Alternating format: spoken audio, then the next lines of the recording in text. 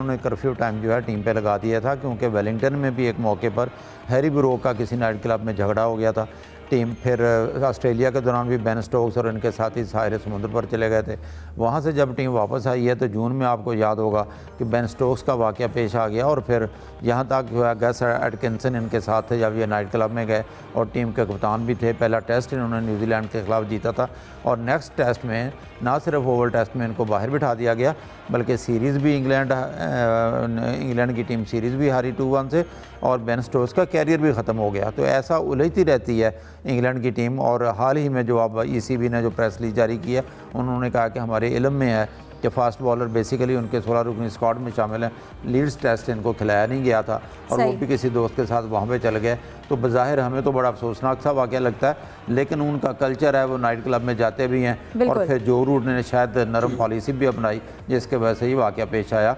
अलबत्ता ये बड़ा हैरत अंगेज़ था कि एक क्रिकेटर को वहाँ पे बाकायदा हथकड़ी लगा कर, लेकिन उन्होंने किया क्या है इसकी तफसीलात अभी तक डिटेल सही। सलीम खालिक साहब, जैसा कि जाहिद साहब ने भी कहा कि जो रूट की जो पॉलिसी उन्होंने एक नरमी की जो कर्फ्यू टाइम था उसके हवाले से, और वैसे भी ये इंसिडेंट अगर हम बात करें बेन स्टोक्स और एटकिंसन उनकी कंट्रोवर्सी के बाद सामने आया है। आपको लगता है कि इंग्लैंड के कैंप में हमें डिसिप्लिन का जो है वो एक बड़ा गहरा मसला नज़र आ रहा है? देखिए, जिस वक्त पाबंदी थी उस वक्त कौन सा फॉलो कर रहे थे, तो उनका अपना कैप्टन भी फॉलो नहीं कर रहा था, वो गया था और पकड़ा गया था अपने साथी प्लेयर के साथ और इतनी बड़ी कंट्रोवर्सी हुई। एक मैच जीत चुका था न्यूजीलैंड से इंग्लैंड, बाद में बैन हुए स्टोक्स, उसके बाद 2 मैच हारा, उसके बाद लड़ाई हुई, नाराज हुए, रिटायर भी हो गए वो। तो ये सब तो जब पाबंदी थी उस वक्त था। अब अगर हट गए तो अब तो जाहिर है और प्लेयर खुले हो गए होंगे और कर रहे होंगे। लेकिन जो ये प्लेयर होते हैं, जो रूट ने स्टेटमेंट दिया था कि ये बच्चे नहीं हैं, इनको अपने अच्छे बुरे का सब पता है, तो इनको हम पाबंदियों में ऐसे बांध के नहीं रख सकते, इनको कुछ एहतियात करनी चाहिए। तो ये बिल्कुल ठीक बात थी उनकी, लेकिन अब प्लेयर्स अगर सबक सीखना ही नहीं चाह रहे तो क्या कर सकते हैं। हथकड़ी लगी, एक तस्वीर आएगी एक नेशनल क्रिकेटर, इंटरनेशनल क्रिकेटर की, तो जो बच्चे हैं वहाँ के उनके ऊपर क्या असर जाएगा। जो प्लेयर्स हैं वो तो रोल मॉडल होते हैं ना इनके लिए, तो इनके अपने ऊपर ही है, ना सिर्फ इंग्लैंड, दुनिया भर के क्रिकेटर्स के अपने ऊपर है कि अपना बिहेवियर ऐसा रखेंगे। अगर उनको रोल मॉडल समझा जाता है तो उसी तरह के रहें और मिसाल कायम करें अपने तर्ज अमल से। ठीक है, मैच के बाद जैसे अभी कोई वक्त है ऐसा तो कहें भी हैं इधर, अगर उसके कल्चर में सब चीज़ों की इजाज़त है तो वहाँ पर भी ऐसी लड़ाइयाँ तो ना करें ना कि हथकड़ियाँ पहना कर पुलिस स्टेशन लेके जाया जाए। लेकिन बदकिस्मती से हमें किसी किस्म की खबरें मिलती हैं। अभी वार्नर तो खैर रिटायर हो चुके हैं, उनका भी वाकया हुआ था, उनको भी गिल्टी करार दिया गया था, जुर्माना हुआ है उनके ऊपर। तो इंग्लैंड वाले भी कर रहे हैं, ऑस्ट्रेलिया वाले बिल्कुल ऐसे ही। हमें यही शुक्र करना चाहिए कि पाकिस्तान वाले बचे हैं। बिल्कुल ठीक है। यूसुफ, हम हॉकी मैच के हवाले से अब बात करते हैं, जिसका रिजल्ट भी अभी अनाउंस किया। हॉकी वर्ल्ड कप न्यूजीलैंड ने पाकिस्तान को 2 के मुकाबले में 4 गोल से शिकस्त दी। लेकिन अगर हम एंड की बात करें तो दोनों टीम्स के जो प्लेयर हैं उनमें काफ़ी गर्मा गर्मी भी हुई है, वो आपस में लड़ भी पड़े हैं।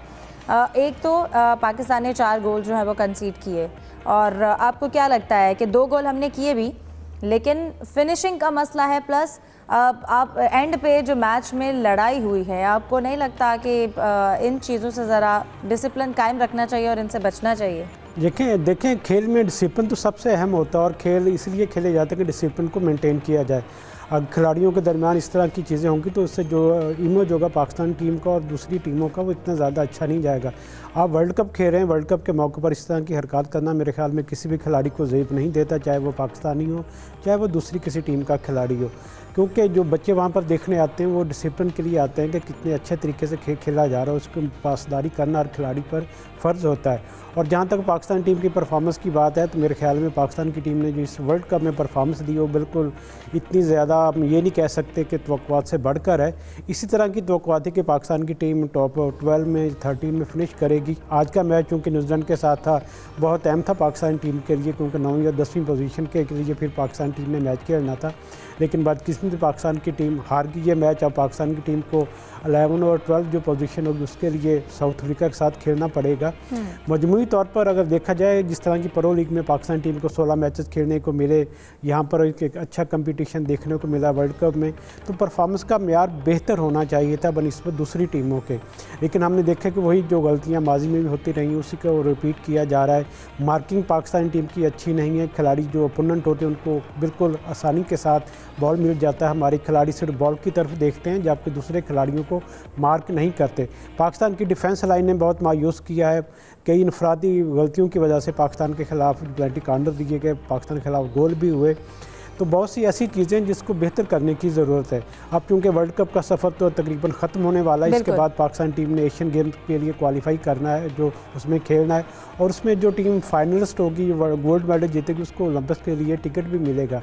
अब पाकिस्तान टीम का बड़ा इम्तिहान एशियन गेम्स है और इसीलिए पाकिस्तान हॉकी फेडरेशन ने भी अपना जो टारगेट एशियन गेम्स को ही करार दिया, वर्ल्ड कप को उन्होंने करार नहीं दिया, तो इसको एक तैयारी के लिए उन्होंने मौका दिया था। अब देखना है कि पाकिस्तान की टीम की जो खामियाँ हैं उस पर किस कदर ये जल्दी काबू पाने में कामयाब होते हैं। सही। जाहिद साहब, आप क्या कहेंगे अगर हम बात करें, स्पेशली अगर कोचिंग की बात करें, हरमनप्रीत की कोचिंग में आपको लगता है कितनी इंप्रूवमेंट आई है? और इसके साथ साथ इंडिया के अगेंस्ट 3-5 का स्कोर रहा, जापान के अगेंस्ट 4-3 का, और अब न्यूजीलैंड के खिलाफ 2-4 का। हम गोल कर सकते हैं लेकिन हम डिफेंस जो है वो हमारा बेहतर नहीं है, हम वहाँ पर लैग करते हैं, इसकी क्या वजह है? नहीं, डिफेंसिव नहीं, हमारे फॉरवर्ड लाइन भी अगर देखी जाए तो आज के मैच में भी इन्होंने कितने पेनल्टी कॉर्नर लिए हैं जिनसे ये खातर ख्वाह फ़ायदा नहीं उठा सके। और आज के मैच की एक अहम बात तो ये भी थी कि जो कप्तान थे अबू बकर, वो भी अनफिट होकर बाहर बैठे थे, वो मैच ही नहीं खेले। राना वहीद उनके ज़रिए उनकी जगह पे कप्तानी कर रहे थे। तो आज जितने पेनल्टी कॉर्नर मिले हैं, जब तक मैं स्टूडियो में आया तो आखिरी 2 क्वार्टर्स में बहुत अच्छा खेल रही थी पाकिस्तानी टीम, लेकिन चांसेस अवेल नहीं कर रही हमारी टीम। और लेकिन जैसा कि आपने गोलकीपर कोच का जिक्र किया, तो बुनियादी तौर पर वो गोल कीपिंग कोच हैं। और लेकिन अभी क्योंकि नए नए आए हैं, कैंप लगा था इस्लामाबाद में, आपको याद होगा, लेकिन एनर्जी तो टीम में दिखाई देती है। और हमारी इतलात तो यही है कि ये बेस्ट लाट आपके पास यहाँ पे मौजूद है और बेस्ट की तवक्को करनी चाहिए कि आगे एशियन गेम्स हैं, यकीनी तौर पर इनका टारगेट एशियन गेम्स होगा और फिर वहाँ पे इंडिया सबसे बड़ा हरीफ होगा। जापान का मैच टीम अच्छा खेली थी, आपको याद होगा, 1 गोल से जीती भी जापान के साथ, लेकिन तवक्को करनी चाहिए और इसमें मज़ीद मेहनत की ज़रूरत है। और अगर बेस्ट कोचेज़ ले लिए जाते तो रिज़ल्ट इससे और भी बेहतर आता। बिल्कुल। सलीम साहब, आपको क्या लगता है हॉकी में अगर हम बात करें, मसला प्लेयर की क्वालिटी है, फिटनेस का है, या फिर डोमेस्टिक स्ट्रक्चर का है? सॉरी, आपकी आवाज़ थोड़ी डिस्ट्रैक्ट हो गई थी, रिपीट करेंगे प्लीज? ठीक है, मैं हॉकी की टीम के हवाले से बात करना चाह रही हूँ ना। न्यूजीलैंड से हम हार गए हैं, आपको क्या लगता है असल मसला अगर हम बात करें प्लेयर्स की क्वालिटी का है, फिटनेस का है, और इसके साथ साथ डोमेस्टिक स्ट्रक्चर के हवाले से क्या मसाइल देखते हैं? देखिए, सब कुछ का ही है मसला। और मुझे हैरत इस बात पे होती है जब हम लोग हर वर्ल्ड कप में या किसी बड़े इवेंट में टीम जाती है तो उससे तवक्को ये करते हैं कि ये ट्रॉफी जीत कर आएगी। आप ये देखें, जो भी पिछला मैच पाकिस्तान जीता, गालिबन 16 साल बाद वर्ल्ड कप में कोई मैच जीता था वो। वर्ल्ड कप में हमें जगह नहीं मिलती, हमारी टीम की प्रो लीग में कितने मैचेस हारी सबको याद है। फिर भी वर्ल्ड कप में गए, हम कह रहे थे ये ट्रॉफी जीत कर आएंगे। खाली हमें पाकिस्तानी हमें जीतेंगे गाने से थोड़ी ट्रॉफी मिलती है, उसके लिए बहुत मेहनत करनी पड़ती है। अब एशियन गेम का कह दिया, एशियन गेम खत्म होंगे तो जो अगला हो रहा होगा उसका कहेंगे, वो खत्म होंगे तो कहेंगे अलग उसका होगा। मसला ये है कि आप इन लोगों को 1-1 करोड़ रुपए मुआवजा दे दें एडवांस, इन लड़कों को दुनिया का बेहतरीन हॉकी कोच लेकर आ जाए, कुछ नहीं होगा फिलहाल। ये अभी बहुत टाइम लगेगा, सिस्टम को बेहतर करें। अभी चीजें कुछ तो लगी हैं बेहतर होना, तो उसमें टाइम लगेगा और इस दौरान एक्सपेक्टेशन 0 रखें। यही तवक्को करें कि भाई अभी शुरू हो रहा है, दोबारा से मामला रिवाइवल शुरू हो रहा है, नया टैलेंट ढूंढने के लिए करें, डोमेस्टिक हॉकी को बेहतर करें ताकि हमारे पास अच्छा बैकअप भी मौजूद हो। क्रिकेट में भी यही मसला आ रहा है, क्रिकेट में भी बैकअप इतना है नहीं, हॉकी में भी यही मसला आ रहा है। तो उस वक्त तक सुकून से बैठे ना, प्लेयर्स को बोले ना, कुछ पहले कहते थे पैसे नहीं मिलते इस वजह से खराब खेलते हैं, पैसे एडवांस मिल गए अभी भी खराब खेले। अभी कोच के ऊपर कह रहे हैं कि वो गोल कीपिंग कोच था, उसको हेड कोच बना दिया। अगर वो नहीं भी होता, दुनिया का बेस्ट कोच भी होता, तो भी यही हाल होता है इस वक्त। इस वक्त थोड़ा हकीकत पसंदी का मुजाहरा करते हुए इंतजार करना चाहिए, एक्सपेक्टेशन रखनी चाहिए। बिल्कुल बिल्कुल बिल्कुल। ठीक है। प्रोग्राम में दीगर टॉपिक्स के हवाले से भी हम अपनी डिस्कशन को